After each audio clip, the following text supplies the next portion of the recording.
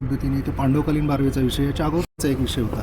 एकूणच वक्फ बोर्डाच्या जागेसंदर्भात संपूर्ण राज्यात खरं तर हा महत्त्वाचा प्रश्न आहे. आज तुम्ही कशा पद्धतीने याकडे पाहताय आणि आज आपण इथे कशा पद्धतीने कारवाई करण्याचे आदेश दिले? मंचर येथील बारवचा हा विषय प्रमोदजी मांडखिल्ले यांनी माझ्याकडे आणून दिला होता.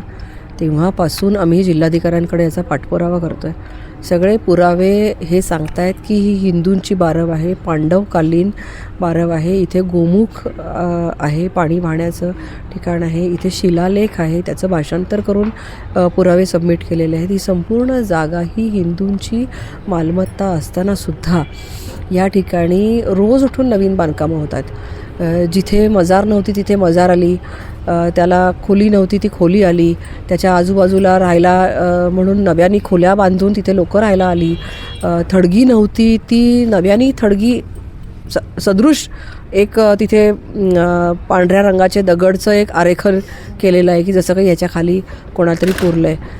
2 महिन्यापूर्वी ती जागा सर्वे केली होती. तहसीलदार आले होते, प्रांत आले होते, त्यांनी ती सगळी जागा तपासलेली आहे. जिल्हाधिकाऱ्यांनी त्याच्यावर आदेश केलेले आहेत. त्या जागेवर शासकीय मालमत्ता असल्याचा सातबाऱ्यावर नावं लागलेली आहेत शासनाची. पुन्हा एकदा असं असूनसुद्धा इथे काय चाललं आहे, हे आंधळं दळते आणि कुत्रपीठ खाते हा प्रकार इथे चाललेला आहे. हिंदूंची जागा अशा रीतीने देशभरामध्ये वक्फ म्हणून घोषित केलं जातं आहे.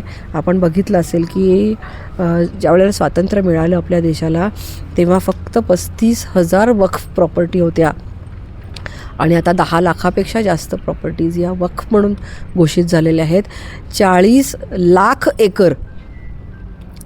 लाख एकर जागा ही वक्फ म्हणून घोषित केलेली आहे की ज्या जागेचे कुठल्याही प्रकारचे डॉक्युमेंट्स हे कोणीही देऊ शकत नाही. मी राज्यसभेमध्ये सुद्धा ह्याचे पुरावे दिले होते की वामसी पोर्टलवर जी वक्फ म्हणून जागा दाखवली जाते, कुठेही देणाऱ्याचं नाव नसतं, घेणाऱ्याचं नाव नसतं, एकर शून्य लिहिलेला असतो. ही जागा तारीख नोंदवलेली नसते. अशा रीतीने रजिस्ट्रेशन होतं कसं? शासकीय रजिस्ट्रेशन अशा प्रकारे कसं होईल? कुठल्याही व्यक्तींनी स्वकष्टार्जित पैशातून खरेदी केलेल्या मालमत्ता जेव्हा त्यांच्या मुलांना द्यायच्या असतात त्याचंसुद्धा आपण गिफ्ट डीड किंवा रजिस्टर डॉक्युमेंट करतो. मग स्वतःच्या सख्ख्या मुलांना जेव्हा वारसा हक्काच्या जागा द्यायच्या असतात त्यालाही आपण रजिस्ट्रेशन करतो. तर इथे रजिस्ट्रेशन का केलं जात नाही? का पुरावे दिले जात नाहीत? का पुरावे मागितले जात नाहीत? पुरावे नसलेल्या जागांवर का कारवाई केली जात नाही? हे सगळे मुद्दे उपस्थित होतात. तसाच हा एक मुद्दा आहे. आता या ठिकाणी आम्ही 8 दिवसाची मुदत दिलेली आहे, नाहीतर हिंदू धर्मीय कार सेवा करतील आणि आपली हक्काची जागा पुन्हा मिळवतील. आत्ता आपण पाहिलं की तुम्ही तिथे रंग देण्याचा प्रयत्न केला, हिंदूंचा फोटो लावण्याचा प्रयत्न केला, तुम्हाला तिथं अडवणूक केली गेली. का अशा पद्धतीने अडवणूक झाली आणि तिथे जर असं अतिक्रमण होत असेल तर आता अजून किती दिवस वाट पाहणार? हाच प्रश्न माझा शासनाला प्रशासनाला आहे की जर का ते न विचारता मजार बांधतात, न विचारता भिंत बांधतात, न विचारता रंग लावतात, त्याला न विचारता बोर्ड लावतात, त्याला कोणी अडवत नाही. मग मी तिथे ओम लिहू इच्छित होते, मला का अडवताय? ही आमची हक्काची जागा आहे, याचे लाखो पुरावे आम्ही तुम्हाला देऊ. आम्हाला तिथे ओम लिहायचं आहे, आम्हाला मात्र बंदी. आणि न विचारता ते मात्र काहीही करतायत. रोज उठून तिथे नमाज पडतायत आणि त्यांचा तर कायदाच आहे, ज्या ठिकाणी आम्ही एकदा नमाज पडला की ती जागा आमची हक्काची झाली. माझा प्रशासनाला इशारा आहे. त्यांनी आता मला 8 दिवसात आम्ही ही कारवाई करू असं सांगितलेलं आहे. 8 दिवसात ही कारवाई त्यांनी करावी.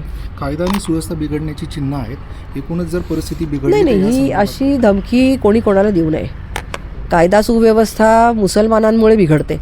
ज्यावेळेला आमचे हिंदूंचे सण असतात, गणपती उत्सव असतो आणि गणपतीचं मिरवणूक चालू असते तेव्हा हे दगडफेक करणार. कायदा व्यवस्था बिघडवणारा हिंदू कधीच नाही आहे.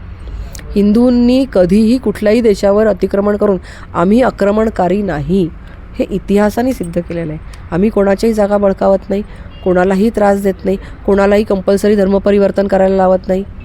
हिंदू हा सहिष्णू आहे, पण आमच्या सहिष्णुतेचा अंत त्यांनी पाहू नये. शिवनेरीवर जे भाषण केलं त्याच्यामध्ये तुम्ही हिंदूंकडूनच खरेदी करावी आणि लोकांना ओळखायला शिका असा इशारावजा सल्ला दिलेला. माझं स्पष्ट म्हणणं आहे की बांगलादेशामधून आलेले रोहिंग्या या ठिकाणी ज्यांना आधार कार्डसुद्धा नसतं किंवा आधार कार्ड बांगलादेशामधून बंगाली भाषेतलं असतं त्याच्यावर तारखा या रिसेंट असतात. आम्ही जर का आधार कार्ड लगेचच किती वर्ष झाली आपण आधार कार्ड काढून आपल्या मुलांचा जन्म झाल्या झाल्या आपण त्या तान्ह्या बाळाचं आधार कार्ड काढतो. यांची रिसेंट आधार कार्ड आली कुठून? हे बाहेरून आलेले लोक आहेत. हे फळांना इंजेक्शन देत आहेत. आज हल्ली सगळी फळं गोड कशी काय लागायला लागली बरं? एकही फळ कमी गोड कसं नाही? सॅक्रिनचे इंजेक्शन देत आहेत, हॉर्मोनल चेंजेसची इंजेक्शन देत आहेत. आपल्या हिंदूंना अनेक वेगळ्या प्रकारचे विकार व्हायला लागलेत अचानकपणे. हे कशामुळे होतं आहे याची माहिती घेण्याची आवश्यकता आहे, सतर्क राहण्याची आवश्यकता आहे. मनसरमध्ये हा सतर्कतेचा इशारा प्रत्येक हिंदूला दिला पाहिजे. मनसरमध्येच इथे खोमेनींचे पोस्टर लागलेले आहेत समर्थनार्थ काझीपुऱ्यामध्ये वगैरे. ज्यावेळी युद्ध बाहेर चालू आहे त्यावेळेस खोमेनींच्या बाबतीत पुणे मुंबईनंतर इथे ग्रामीण भागामध्ये सुद्धा खोमेनींचे पोस्टर पाहिले. खोमेनी गेल्यानंतर इराणमधल्या महिलांनी आनंदोत्सव साजरा केला. ज्या खोमेनींनी कट्टरतावादाचा कळस गाठला, त्यांच्या स्वतःच्या देशामध्ये त्या महिलांनी त्यांच्या मृत्यूनंतर आनंद साजरा केला. आपल्या लोकांना कधी कळणार? भारतामधल्या मुस्लिम दार्जिण्या अशा काही पक्षाच्या नेत्यांना हे कळत नाही आहे. त्यांच्या पक्षाचे नेतेच इराणवरून आणखीन कशावरून तरी गळे काढतायत, रडतायत. त्यांनाच हे कळत नाही. त्यामुळे त्यांच्या इथे चेल्याचपाट्यांना ते कळत नाही आहे.